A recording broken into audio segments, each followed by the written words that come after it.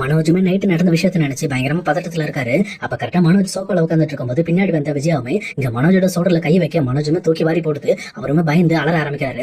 உடனே இதை கேட்ட விஜயாவுமே, டேய் எருமை, எதுக்குடா பயப்படுற, என்ன ஆச்சு அவனுக்கு அப்படின்ற மாதிரி கேக்குறாங்க.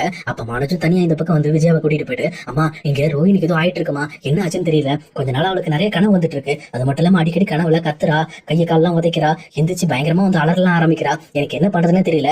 அவகிட்ட நான் இதை பத்தி கேட்டு பார்த்தேன், ஆனா கேட்டா அவ எனக்கு எதுவும் ஞாபகம் இருக்க மாட்டேன், இந்த கனவு என் மைண்ட்ல இல்ல அப்படின்ற மாதிரி என்கிட்ட சமாளிக்கிறாமா, நான் என்ன பண்றதுன்னு தெரியல அப்படின்ற மாதிரி அவர் நைட் எடுத்து வச்சு அந்த வீடியோவை இந்த பக்கம் வந்து விஜயாட்ட காட்டுறாங்க.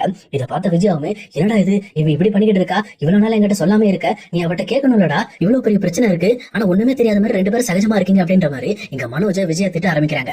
அதே நேரத்துல இன்னொரு பக்கம் மனோஜுமே, இதுக்கு என்னமா பண்றது, பேசாம ரோகிணி கூப்பிட்டு பேசிடுவோமா அப்படின்ற மாதிரி பேசுறாங்க. உடனே இது கேட்டோன்னே, சரி ஓகேடா, நீ ரோகிணிட்ட பேச வேண்டாம், நான் பேசிக்கிறேன் அப்படின்ட்டு இந்த பக்கம் விஜயாவுமே டைரக்டர் ரோகிணியை தனியா கூப்பிட்டு, என்னாச்சு ரோகிணி, உனக்கு என்ன பிரச்சனை, ஏதோ கனவுலாம் வந்துட்டு இருக்குன்னு சொல்லி இந்த மாதிரி வந்து மனோஜ் வீடியோ காட்டினா நைட்டு பயங்கரமா அலறிட்டு போல இருக்கு, என்ன பிரச்சனை உனக்கு அப்படின்ற மாதிரி கேக்குறாங்க.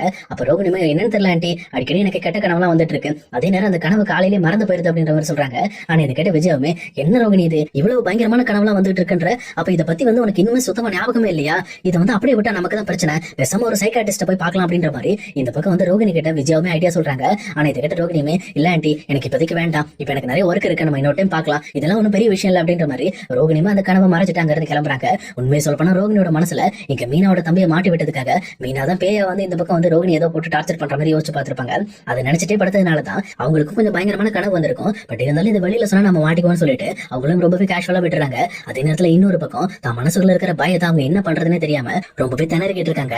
அதே நேரத்துல இன்னொரு பக்கம் இங்க நம்ம வித்யா வந்து கண்டிப்பா வந்து இந்த விஷயத்துல மாட்டிக்காம இருக்கணும். ஏன்னா போன் எடுத்தது வித்யான்னு சொல்லி வெளியில தெரிய வந்துச்சுன்னா முத்துவும் மீனாவும் சேர்ந்து வித்யாவை போய் ஃபோர்ஸ் பண்ணுவாங்க. அப்ப வித்யா ஏற்கனவே எனக்கும் அவளுக்கும் பிரச்சனை இருக்கிறதுனால கண்டிப்பா என்ன மாட்டி விடுறதுக்கு ஒரு யோசனை யோசிப்பா அப்படின்ற மாதிரி இந்த பக்கம் ரோஹிணி தெளிவா பிளான் பண்றாங்க. அதே நேரத்துல இந்த விஷயத்தை பத்தி முதல்ல நம்ம வித்யாட்ட போய் பேசணும்ட்டு அவங்களுமே இதை பத்தியுமே யோசிக்காம டைரக்டா வித்யாவோட வீட்டுக்கு போறாங்க. போனது மட்டும் இல்லாம வித்யாவோட வீட்டுக்குள்ள போயிட்டு என்ன வித்யா அப்படின்ற மாதிரி ரொம்பவே கேஷுவலா பேச ஆரம்பிக்கிறாங்க. ஆனா இதை கேட்ட உடனே இந்த பக்கம் வித்யாவுமே, என்ன ரோகிணி, என் வீட்டுக்கு வர மாட்டேன், என் முகத்துல முழிக்க மாட்டேன்னு சொல்லிட்டு போனேன், இப்ப வந்து ரொம்ப கேஷுவலா பேசுற அப்படின்ற மாதிரி கேக்குறாங்க. ஆனா ரோகிணியுமே, இங்க பாரு வித்யா, உங்ககிட்ட எனக்கு சண்டை போடணும்னு அவசியம் கிடையாது, நீ சம்மந்தம் இல்லாம என் சத்தம் போட்டதுனால தான் உங்ககிட்ட நான் திருப்பி பேசினேன். அது மட்டும் இல்லாம இப்ப நீ அந்த போனை வந்து நீ ஒழுங்கா கடல்ல போட்டிருந்தா இவ்வளவு பெரிய பிரச்சனை வந்திருக்காது. இப்ப அந்த போனை யார் எடுத்தாங்கன்னு சொல்லி முத்து கண்டுபிடிச்சிட்டு கண்டிப்பா உங்க வீட்டுக்கு வருவான். அப்படி வந்தா என் பேர் வெளியில வராம நீ பாத்துக்கணும் அப்படின்ற மாதிரி சொல்றாங்க. ஆனா இதை கேட்ட வித்யாவுமே, அதெல்லாம் என்னால முடியாது, எனக்கு எது சரின்னு படுத்தோ அதை தான் செய்வேன், இனிமேலாம் உன் பேச்ச கேட்க முடியாது, நீ வந்து ஊர் ஃபுல்லா போய் சொல்லிக்கிட்டே இருப்ப, நீ சொல்ற பொய்க்கெல்லாம் நான் வந்து ஊன் கொட்டணும்னு நினைக்கிறியா, அப்படிலாம் பண்ண முடியாது, அதெல்லாம் நேத்தோட போச்சு, இதுக்கு மேல என் மனசுக்கு என்ன பிடிக்குதோ அதை மட்டும் தான் செய்வேன் அப்படின்ற மாதிரி இந்த பக்கம் வித்யாவுமே கட்டன் ரேட்டா பேசுறாங்க. ஆனா இதை கேட்ட ரோகிணியுமே, இங்க பாரு வித்யா, என் லைஃபே உன் கையில தான் இருக்கு, நீ வந்து என்ன பழி வாங்கணும்னு நினைச்சனா என்ன வேணாலும் பண்ணிக்க, ஆனா என் லைஃப்ல இருந்து மனோஜ பிரிக்கிறவன் மட்டும் நினைக்காத, எப்படியாவது எனக்கு கொஞ்சம் ஹெல்ப் பண்ணிரு அப்படின்ற மாதிரி சொல்லிட்டு அங்க இருந்து கிளம்புறாங்க. அதே நேரம் இன்னொரு பக்கம் இங்க முத்துக்குமே அந்த போட்டோ அனுப்பிச்சுட்டு அவர் கால் பண்றாரு. முத்து, இங்க வீட்டுல கொஞ்சம் உடம்பு சரியில்லை, நான் கொஞ்சம் ஊருக்கு தான் வந்தேன், நான் இப்ப வந்து ரிட்டன் ஊருக்கு போறதுக்குள்ள தாத்தா பாட்டிக்கிட்ட போயிட்டு அந்த போட்டோ காட்டிட்டு உனக்கு கால் பண்றேன் அப்படின்ற மாதிரி சொல்றாங்க. உடனே முத்துவுமே, சரி நான் ரொம்ப தேங்க்ஸ்னா, கொஞ்சம் சீக்கிரம் அங்க போயிட்டு சொல்லுங்க அப்படின்ற மாதிரி இங்க முத்துவுமே தாத்தாவோட வார்த்தைக்காக வெயிட் பண்ணிட்டு இருக்காங்க. அப்ப கரெக்டா அவருமே அங்க போயிட்டு இந்த பக்கம் வந்து தாத்தா கிட்ட அந்த போட்டோவை காட்டுறாங்க. காட்டினது மட்டும் இல்லாம தாத்தா ஓகேன்னு சொன்ன போட்டோவை மறுபடியும் திருப்பி முத்துக்கு அனுப்புறாங்க.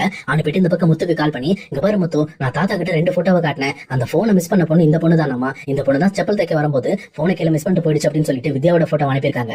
இதை பார்த்த உடனே முத்துக்கு புரிஞ்சிருது. அப்ப கண்டிப்பா இது ரோகிணியோட வேலை தான், ரோகிணி தான் எனக்கும் மீனாக்கும் எதிராக ஏதோ ஒரு பிளான் பண்ணிருக்காங்க அப்படின்ற மாதிரி புரிஞ்சுக்கிட்டு, சரி நான் பாத்துக்கிறேன் அப்படின்னு சொல்லிட்டு அந்த போனை கட் பண்ணிட்டு இங்க மீனா கிட்ட முத்து கால் பண்ணி பேசுறாரு. இங்க பாரு மீனா, எனக்கு எல்லா உண்மையும் தெரிய வந்துருச்சு, வித்யா தான் என் போனை திருடினதுங்கிறது தாத்தா கன்ஃபார்ம் பண்ணிட்டாரு, இப்ப நேரா நான் வித்யாவோட வீட்டுக்கு போயிட்டு நான் பேச ஆரம்பிக்கிறேன், அப்பந்தான் இதுல நமக்கு ஒரு கிளாரிட்டி கிடைக்கும்னு சொல்லிட்டு முத்துமே இதை பத்தியுமே யோசிக்காம டைரக்டா இந்த பக்கம் வித்யாவோட வீட்டுக்கு போறாங்க. அதே நேரம் வித்யாவுமே இங்க ரோகிணி வந்து டென்ஷன் பண்ணிட்டு போனதுனால ரொம்பவே கடுப்போடையும் கோபத்தோடையும் உட்காந்துட்டு இருக்கும் போது கரெக்டா இங்க முத்துமே வராரு. முத்துமே வித்யாவை பார்த்தவொன்னா ரொம்பவே கோபத்தோட மறைக்க ஆரம்பிக்கிறாரு. இங்க வித்யாவுக்கும் புரிஞ்சிருது, சொல்லப்போனா ரோகிணி சொன்ன மாதிரி முத்துக்கு நான் தான் அந்த போனை திருடங்கிறது தெரிய வந்துருச்சு அப்படின்னு சொல்லிட்டு அவங்களுமே யோசிக்கிறாங்க.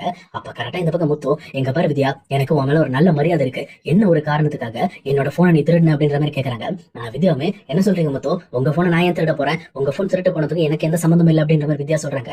ஆனா முத்துவுமே, இங்க பாருங்க வித்யா, எனக்கு நீங்க உண்மையை சொல்லி ஆகணும், ஏன்னா நீங்க தான் இந்த போனை மிஸ் பண்ணீங்க அப்படிங்கிறதுக்கு ஆதாரம் என்கிட்ட இருக்கு, நீங்க செருப்பு தைக்கிற இடத்துல தான் இந்த போனை மிஸ் பண்ணிருக்கீங்க, அங்க இருக்கிற தாத்தா உங்களை பாத்திருக்காரு, அது மட்டும் இல்லாம இந்த போன் காணாம போனதுக்கு நான் போலீஸ்ல கம்ப்ளைண்ட் கொடுத்திருக்கேன், இப்ப மட்டும் எனக்கு நீங்க உண்மையை சொல்லல அப்படின்னா கண்டிப்பா அந்த கம்ப்ளைண்ட் கொடுத்த ஸ்டேஷன் போயிட்டு இந்த மாதிரி என் போனை திருடுறது இவங்க தான், என் போன் கிடைச்சிருச்சு அப்படின்ட்டு உங்க பேர்ல நான் கம்ப்ளைண்ட் கொடுத்து ஆதாரத்தோட நிரூபிப்பேன், அப்ப நீங்க கண்டிப்பா வந்து நீங்க ஜெயிலுக்குள்ள போற மாதிரி ஆயிடும், ஒழுங்கா என்ன நடந்துச்சுன்னு எனக்கு உண்மையை சொல்லுங்க அப்படின்ற மாதிரி இந்த பக்கம் முத்துவுமே வித்யாவை மிரட்ட ஆரம்பிக்கிறாங்க. அப்ப வித்யாவுமே, இதுக்கு மேல நம்ம மறைச்சா வேலை கேட்காது, அது நம்மளோட மான மரியாதை தான் போகும் அப்படின்னு சொல்லி யோசிச்சுட்டு, இங்க பாருங்க முத்து, நான் இப்பவும் சொல்றேன், உங்க போனை திருடினது நான் கிடையாது, உங்க போனை திருடினது ரோகிணி. போனை திருடிட்டு அவ கடைசியில அவளோட வேலையெல்லாம் முடிச்சுக்கிட்டு அந்த போனை என்கிட்ட கொடுத்தா அப்படின்ற மாதிரி சொல்றாங்க. உடனே இதை கேட்ட முத்துமே என்ன வேலையை முடிச்சாங்க, எதுக்காக என்னோட போனை திருடி அவங்க வச்சுக்கிட்டாங்க அப்படின்ற மாதிரி கேட்கறாங்க. அப்ப வித்யாவுமே இங்க பாருங்க, உங்க போன்ல ஏதோ ஒரு வீடியோ இருக்கு, அந்த வீடியோவை அவ சிட்டிக்கு அனுப்பிட்டு அந்த போனை என்கிட்ட கொடுத்துட்டு இதை கொண்டு போய் கடல்ல போட்டுருன்னா நான் எப்பவும் போல ரோகிணியோட பழைய ஃப்ரெண்ட் அப்படின்றதுனால நான் ரொம்ப கேஷுவலா சரி ஓகே அப்படின்ற மாதிரி ஒத்துக்கிட்டேன். அதே நேரம் மத்தபடி எனக்கு இதுக்கு எந்த சம்மந்தம் இல்லை அப்படின்ற மாதிரி சொல்றாங்க. ஆனா இதை கேட்ட முத்துமே என்னது சிட்டி கிட்ட கொடுத்தாங்களா, சிட்டிக்கு ரோகிணிக்கு என்ன சம்மந்தம் அப்படின்ற மாதிரி வித்யாட்ட கேட்கறாங்க. அப்ப வித்யாவுமே ரோகிணி பத்தியான எல்லா உண்மையை சொன்னா அது நமக்கு தான் பிரச்சனை அப்படின்னு சொல்லிட்டு இங்க பாருங்க, நீங்க கேட்ட கேள்விக்கு பதில் சொல்லிட்டேன், சிட்டிக்கு ரோகிணிக்கு என்ன சம்மந்தம்னு எனக்குலாம் தெரியாது, அதை நீங்க ரோகிணிட்ட போய் கேட்டுக்கங்க அப்படின்ற மாதிரி இங்க வித்யாவும் முத்து வாங்க இருந்து வெளியில அமைச்சிடுறாங்க. அதே நேரத்துல இன்னொரு பக்கம் முத்துவுமே வெளியில வந்து அடுத்த செகண்டே இங்க மீனாக்கு கால் பண்ணி நடந்த விஷயத்தை பத்தி பேசுறாங்க. இதை கேட்ட மீனா பயங்கரமா கோபமா அடைகிறாங்க. அதே நேரத்துல எதுக்காக இந்த ரோகிணி இப்படி பண்ணணும், இப்படிப்பட்ட ஒரு விஷயத்த பண்ணி கடைசியில என் தம்பியோட வாழ்க்கையே போயிருக்கும், கடைசி நிமிஷத்துல எப்படியோ நம்ம பணத்தை ரெடி பண்ணி என் தம்பியோட வாழ்க்கையை காப்பாத்திட்டோம், ஆனா இந்த அளவுக்கு அவங்களுக்கு எதுக்காக நம்ம மேல வன்மம் இருக்கு அப்படின்ற மாதிரி இங்க மீனா கோவப்பட ஆரம்பிக்கிறாங்க.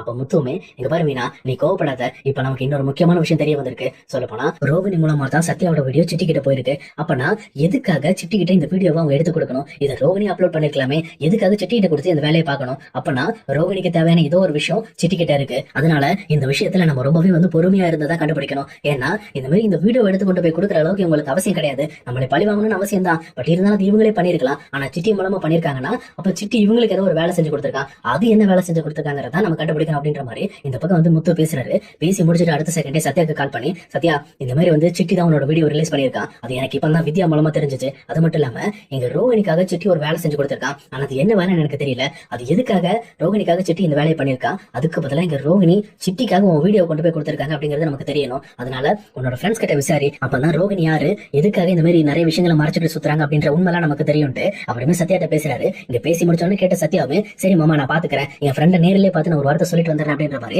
இங்க சத்யாவுமே அவரோட ஃப்ரெண்டை பார்க்க டைரக்டா போயிடுறாரு. ஆனா இன்னொரு பக்கம் மீனாவை தான் அந்த கோபத்தை அடக்க முடியாம ரொம்பவே டென்ஷன் ஆகுறாங்க. ஆனா முத்துவுமே இங்க பாரு, எனக்குமே ரோகிணி மேல கோபம் வந்துட்டு தான் இருக்கு, பட் இருந்தாலும் இந்த விஷயத்த நம்ம வெளியில காட்டக்கூடாது, எல்லா ஆதாரமும் நம்ம கையில வந்ததுக்கு அப்புறம் தான் நம்ம ரோகிணியை பத்தி வீட்டுல பேசணும், அவசரப்பட்டு இப்ப நம்ம பேசணும்னா நம்ம தான் முட்டாளாயிரும் அப்படின்ற மாதிரி இங்க முத்துவுமே ரொம்ப தெளிவா யோசிச்சு இங்க மீனா அட்வைஸ் பண்ணிட்டு இருக்காங்க. அதே நேரத்துல இன்னொரு பக்கம் ரோகிணியுமே இதுக்கு மேல இப்படியே விட்டா வேலைக்கு ஆகாது, பேசாம ஒரு நல்ல சைக்காலஜிஸ்ட கூட்டிட்டு போயிடலான்ட்டு இங்க விஜயாவும் இன்னொரு பக்கம் மனோஜும் முடிவு பண்றாங்க. ஏன்னா ரோகிணி மனசு ரொம்ப பாதிக்கப்பட்டிருக்கு, அதனால சைக்காட்டிஸ்ட கூட்டிட்டு போயிட்டு அவங்களுக்கு ஒரு ட்ரீட்மெண்ட் பண்ணா மட்டும்தான் எல்லாமே சரியாகும்னு சொல்லிட்டு அவங்க ஒரு பக்கம் தயாராயிட்டு இருக்காங்க.